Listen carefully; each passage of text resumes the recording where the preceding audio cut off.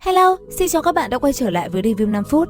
Ở cuối tập trước, sau màn hỏi xoáy đáp xoay với quốc sư Duyên Khang thì Tần Mục đã thẳng thắn nói cho đối phương biết mạng của ta không quý trọng như sự ổn định của Duyên Khang nên quốc sư sẽ không ra tay.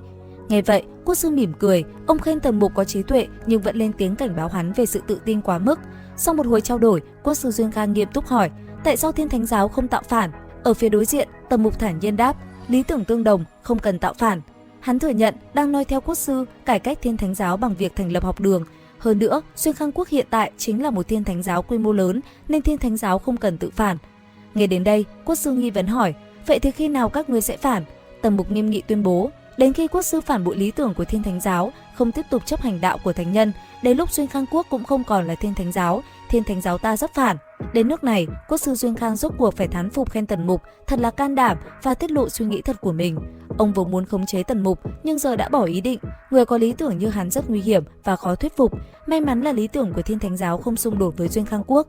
Nghe một lời này, Tần Mục tò mò hỏi về số phận của đạo môn và đại nuôi âm tự. Quốc sư Duyên Khang liền lại lùng đáp, xem bọn họ có thể làm được chi hành hợp nhất hay không.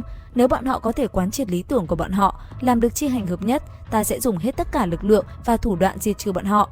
Khi Tần Mục hỏi về lý tưởng của quốc sư lắc đầu bảo, không nên nhìn ta nói cái gì, nhìn ta làm gì, lý tưởng của ta sẽ thể hiện trong việc làm của ta, đây chính là chi hành hợp nhất. Chỉ một câu nói này, Tần Mục rốt cuộc cũng an tâm, hắn khẳng định Thiên Thánh giáo sẽ dốc sức ủng hộ quốc sư dẹp loạn, nhưng cầm một lời hứa, hắn lo lắng liệu quốc sư có qua cầu rút ván sau khi loạn đã yên không.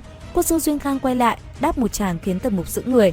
Ta cần áp lực, lưu lại Thiên Ma giáo chính là lưu lại một thanh kiếm treo trên đầu ta, tạo áp lực cho ta, cảnh giác ta để ta không đến nỗi phạm sai lầm. Ta cần một thế lực có thể lấy mạng ta lúc đạo tâm ta lạc lối. Thiên Thánh giáo rất tốt, nếu ta vi phạm lý tưởng của các người, ta chở ngươi tới hạ sát ta. Nói rồi, quốc sư Duyên Khang quay người rời đi. Ra khỏi cửa thì gặp Tần Phi Nguyệt đang chờ.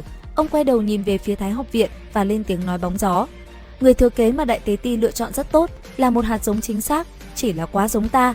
Nhìn thấy người này, cứ để ta cảm thấy có chút không thoải mái, cứ muốn ra tay với hắn. Sau cuộc gặp, Tần Mục an tâm tiếp tục hoàn thiện công pháp thống nhất dựa trên bá thể Tam Đan công. Hắn dựa vào cuộc trò chuyện với quốc sư để đạt đến trạng thái trí tuệ đỉnh cao và giải quyết được sự thiếu hụt của bá thể Tam Đan công trong luyện thể, luyện hồn, chiến kỹ. Hắn dung hợp huyền công luyện thể cửu chuyển tam chứng của Đại Dục Thiên Ma Kinh. Cứ thế, Tần Mục miệt mài tu luyện đến mức không hề hay biết. Cơ thể mình đã gầy gò đến trơ xương, như thể bị hút cạn năng lượng và lâm vào tình trạng đèn cạn dầu. Mãi đến khi được một vị bí thư giám nhắc nhở, Tần Mục mới kinh hãi, nhận ra tốc độ tu luyện của bá thể Tam Đan công mới quá nhanh, tiêu hao năng lượng cơ thể một cách kinh khủng. Hắn lập tức dùng hết tốc lực chạy đi mua và chế thuốc ngay trên đường. Sau khi luyện xong một lò linh đan phát ra vạt âm, hắn hút một hơi, nuốt sạch cả lò đan rồi ngã nhào xuống sân, chỉ kịp dặn Hồ Linh Nhi giúp ta thúc giục dược lực rồi hôn mê ngay tại chỗ. Khi tỉnh lại, Tần Mục nhận ra cơ thể vẫn đói khát nghiêm trọng, hắn liền dùng đến môn công pháp quái dị linh hoàn đan đại bổ công. Thế vậy, Hồ Linh Nhi và Long Kỳ Lân quyết định đi tìm thức ăn cho hắn. Long Kỳ Lân vừa đi một lúc đã bắt được con cá lớn Hồng Long Lý, một trong những ngư vương trong Hồ Ngọc Long. Đây là nơi lấy nước và ngự thiện của hoàng gia. Không chỉ vậy, hai con báo này còn chặt cả cây thượng tiến của quốc tử giám để làm củi nướng cá. Chế biến xong, Tần Mục ăn liên tục. Hắn sử dụng linh hoàn đan đại bổ công để hấp thu toàn bộ chất dinh dưỡng từ con cá lớn hơn 3 trượng. Sau khi ăn xong, cơ thể hắn phục hồi hoàn toàn, thậm chí còn cường tráng hơn trước. Vệ Dung thấy mùi thơm thì chạy sang ăn trực. Tiện miệng, tên mập hỏi cá này mua ở đâu, Tần Mục bình thản đáp, bắt trong Hồ Ngọc Long. Nghe xong, Vệ Béo sợ hãi tái mét mặt, vừa bỏ chạy vừa thầm than. Chém cây thượng tiến để nướng ngư vương trong Hồ Ngọc Long, có mấy cái đầu cũng không đủ hoàng đế chém. Ta chưa từng tới nơi này, chưa từng tới. Rất nhanh, Cố Linh Noãn đã nhận được báo cáo về việc hồ ly và sư tử đầu rồng đại náo Hồ Ngọc Long và múc 3 ngư vương của hoàng đế. Lão ta mừng rỡ thốt lên, chuyện này đủ để tên khí dân kia mất đầu 100 lần. Ta vào cung gặp hoàng đế, tận mắt xem tiểu tử này thảm như thế nào. Nói rồi, Cố Linh Noãn đi bắt người, nhưng chỉ bắt được Hồ Linh Nhi và Long Kỳ Lân, còn Tần Mục đã bị người trong cung mời đi. Ngay khi Cố Linh Noãn vội vã vào cung thư kiện với Duyên Phong đế về việc Tần Mục dung túng 2 con pet, thì Thái hậu nương nương bất ngờ xen vào. Bà nói rằng tiểu thần y đáng chém, nhưng với lý do cực kỳ thâm sâu, không chém tiểu thần y, người trong thiên hạ làm sao biết hoàng đế quý cá mà không quý người. Nghe xong, Duyên Phong đế cười ha ha, nhìn Cố Linh Noãn trừng mắt nói, chỉ là việc nhỏ, người còn muốn làm phiền ta, lui ra đi.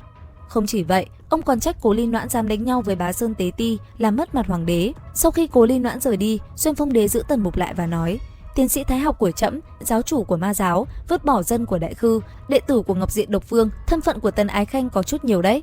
Nghe hoàng đế vạch trần thân phận của mình, Tần Mục bình tĩnh đáp, Thiên hạ có 3 thánh địa lớn, tông chủ của đạo môn và đại lôi âm tự thì hoàng đế phong bọn họ làm chính nhất phẩm, xưng vương làm tổ. Thiên Thánh giáo cũng là thánh địa mà giáo chủ của Thiên Thánh giáo chủ động quy hàm bệ hạ lại phong cho cái lục phẩm nhỏ nhoi. Hơn nữa, còn chất vấn là hồng phúc hay là đại họa tâm phúc, chẳng phải là để trung thần nghĩa sĩ thất vọng sao? Xuyên Phong đế thừa nhận, Tần Mục nói rất có lý, bèn hứa sẽ thăng quan cho hắn. Tuy nhiên, hít vào một hơi thật sâu, ông trầm giọng nói: "Hôm nay không phải ngươi đã gây khó dễ cho Cố Ly Noãn, khiến hắn tiến thoái lưỡng nan sao? Ngươi có thể yên tâm, nói về gan to bằng trời, không người nào dám nói có thể vượt qua quốc sư. Chậm dám dùng hắn, cũng dám dùng ngươi không cần nghi ngờ gì trong lòng." Đến đây thì cũng hết tập 59 Mục Thần Ký. Xin chào và hẹn gặp lại các bạn ở những video tiếp theo.